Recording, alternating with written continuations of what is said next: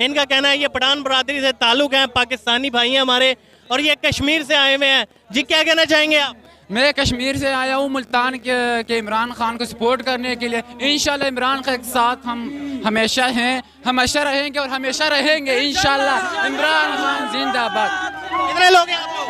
जी कितने लोग हैं सारे यहाँ पे? हम इधर 8-10 एक इलाके से हैं। बाकी कप्तान के मेरे लिए जान दे दो। अल्हम्दुलिल्लाह तैयार हैं, हाजिर है जान। अल्हम्दुलिल्लाह तैयार हैं। क्या कर सकते हो खान के लिए? ये हमारे लिए एजाज की बात है कि हम इमरान खान के लिए अपनी जान भी दे सकते हैं। हमारे लिए ये एजाज की बात होगी। उनके साथ हाथापाई कर लो, हम करने को तैयार हैं। नहीं आता भाई नहीं करनी सकून। हम हर पार्टी के साथ करने को तैयार है यार। हमारा कप्तान हमें ऑर्डर दे और ये क्या जुनून है हमारा जो हम उसके लिए जान ना दे सके। राणा सनाउल्लाह के आगे डर जाएंगे? राणा सुलार वो क्या बात है? वो कहाँ का बदमाश है? उसने कभी पठानों के साथ टकरा उसका हो तो हम उसको बताएं।